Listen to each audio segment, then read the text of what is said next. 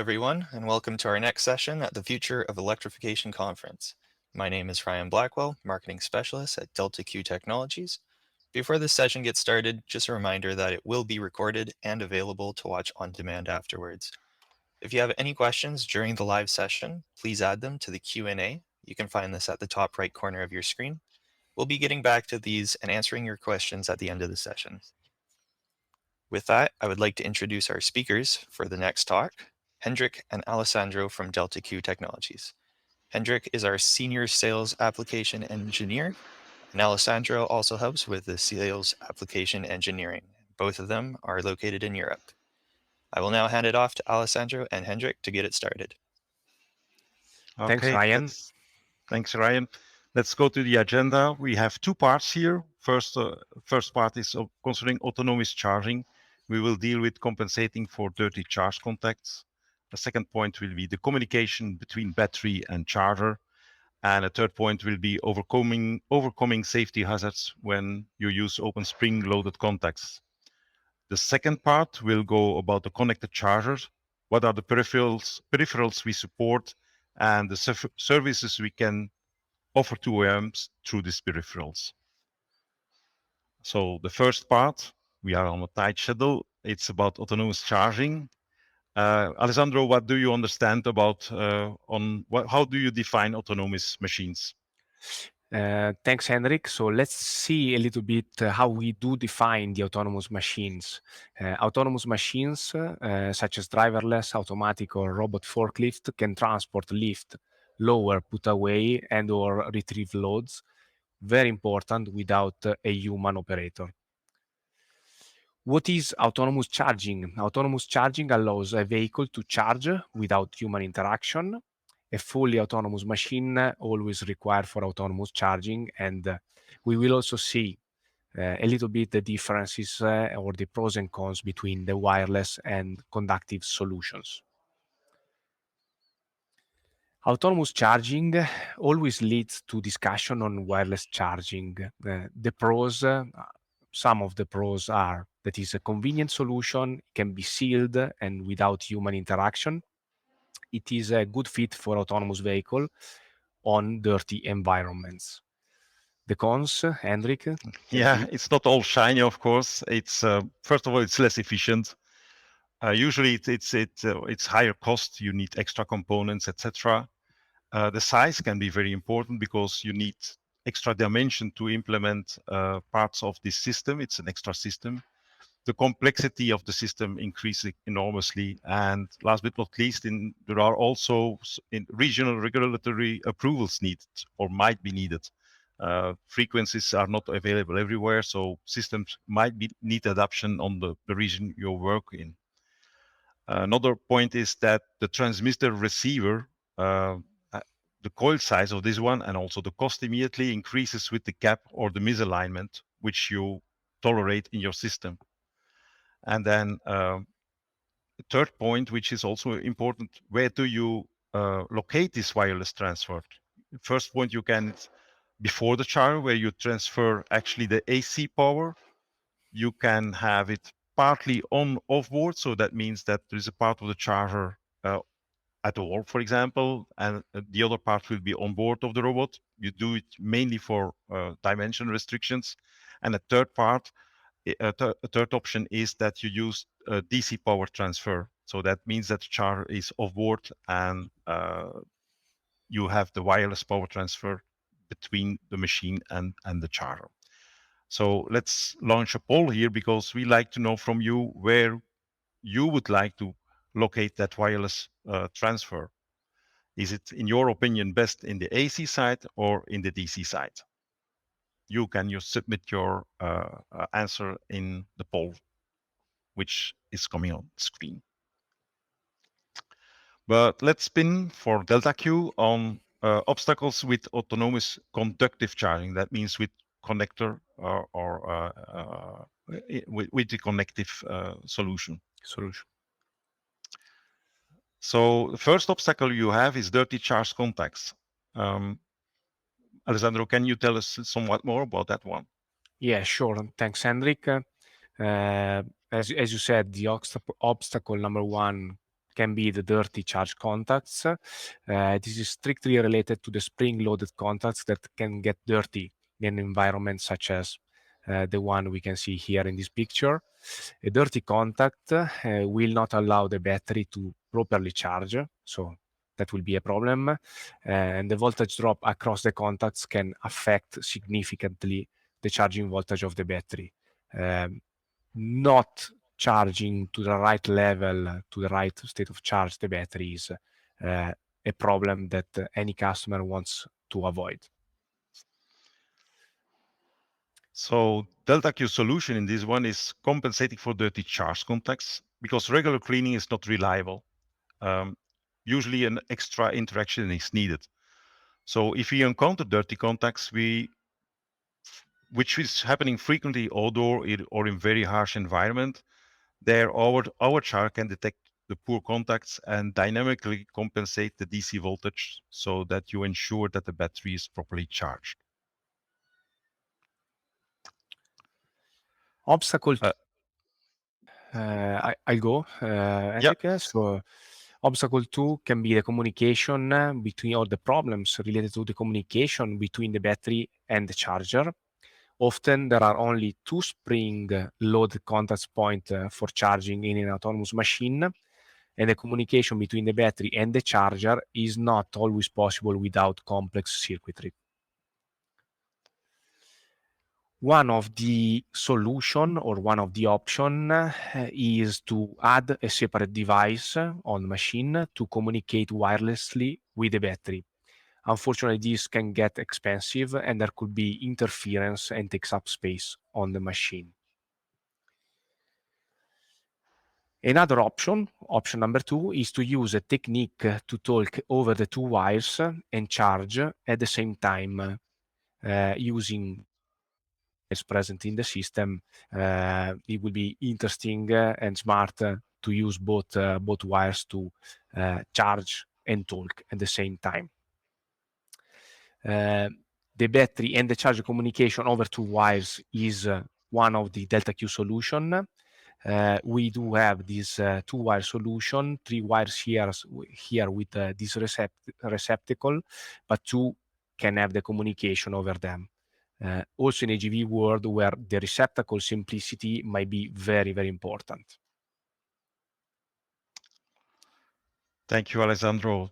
Third challenge might be safety hazards on these open spring contacts. It's something we see often in the field. The exposed voltage on open spring loaded contacts can have safety hazards like short circuit, metal which falls on the spring contacts, or someone can accidentally touch it.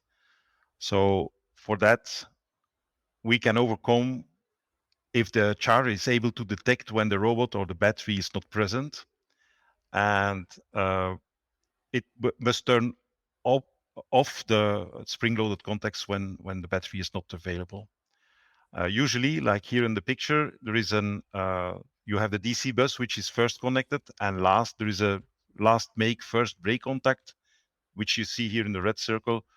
If the robot comes in, the power comes on when the contact is made, and when the robot wants to drive away, that contact is first break, so that there is the power on the DC bus is stopped and the robot can drive away. So our charger supports an extra signal input to detect the machine and or the battery, and is able to turn off that power on the spring-loaded contacts or other system, of course. What are the key takeaways here? So first of all, in this for this part, we need to ensure that the charger can compensate for dirty charge contacts. Then the charger and the battery should be able to communicate with each other outside of the 2 wires present in the system. And the charger should recognize when the robot or the battery is not present and turn off the spring-loaded contacts to prevent safety hazards. Now let's see the second part of the presentation, which focus on the connected charger. I don't know, Ryan, if we already have the result of the poll. Yeah, I'll end it and we'll see what we have. So it looks like 57% chose DC and 42% chose AC. Yeah, it's close call. Okay. Thanks. Thank you. Okay, so let's get back to the presentation. We see the part 2. The connected charger. This is a possible definition. So the connected charger can send, receive, and store information using gateways to enable OEM services. Let's quickly see the potential connector charger peripherals.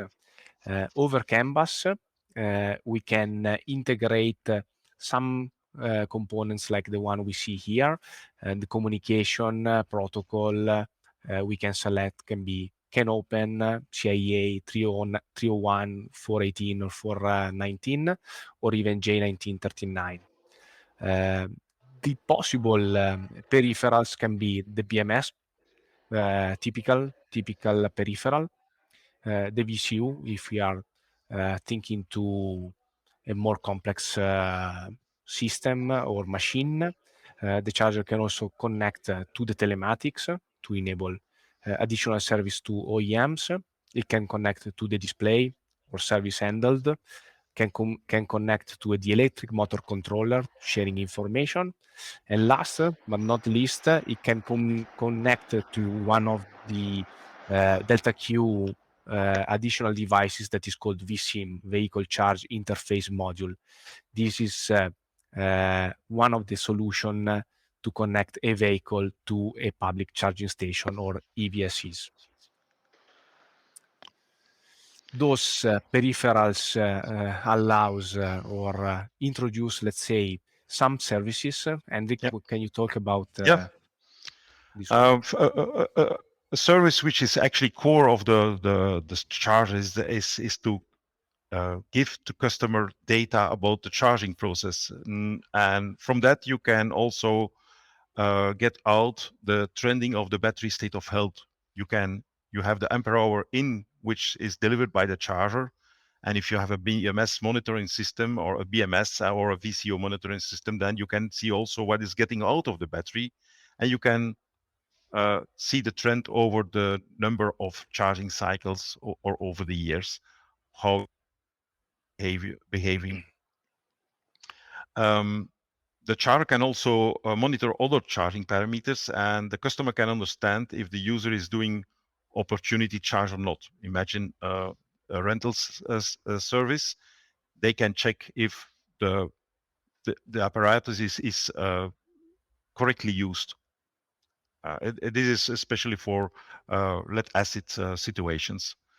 Another thing is charging duration, for example. You can plan when the robot needs to be available. Automatic floor care, for example, floor care machines only runs between 5 and 7 in the morning. So you can plan exactly when the robot must charge. And then you also can check for the high and lower temperatures. They can be communicated by the charger and can warn the customer about the battery life or hazardous temperatures. Another service is telematics that I give to Alessandro. Thanks, Hendrik. This is another service which can provide information on the fleet service availability. The remote monitoring and the machine planning is one of the key points about telematics. Next point is the diagnostic and maintenance. For the rental companies, as an example, this is very important to have a proactive maintenance and warranty support. Last point here reported is the over-the-air programming, which allows the charger remote parameter settings and new feature deployment. As an example here, I can mention adjusting the target voltage from remote or changing the possible remote LED pattern on the charger or setting the maintenance mode for winter, especially on some applications like where you have to store your machine for the winter time. All those services, very important, have the common goal to improve the battery life and so the return on the investment. That's correct, Alessandro.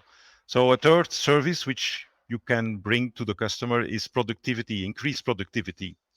Like it's already touched, you can plan for the machine availability, the right moment for charging, the right moment for planning operation.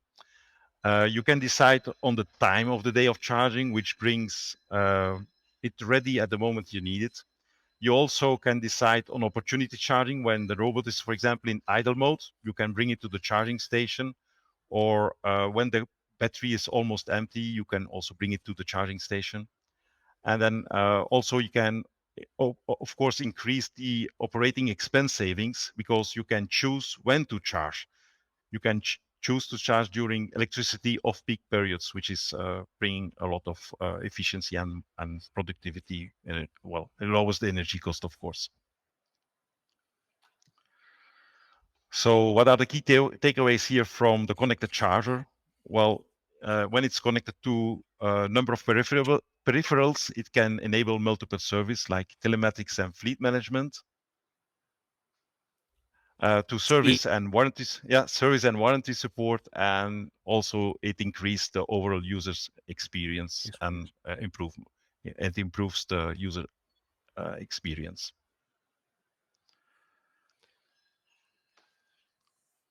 We have a question section. Ryan, are there any questions on the chat? Yeah, it looks like we've got one right here. He asks, can the Delta Q charger provide any indication on the CAN bus if it detects dirty charger contacts? This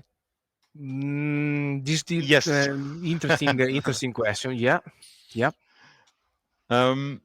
You can have a closed loop. So the battery charger knows exactly what voltage he brings out, and the BMS can report the voltage it sees on its cells at the input, and that information can be reported back to the charger. The charger will check how large the gap is and can increase the voltage, for example. Usually it's the BMS which increase the voltage demand at that moment because you're on CAN bus, so the charge is usually removed.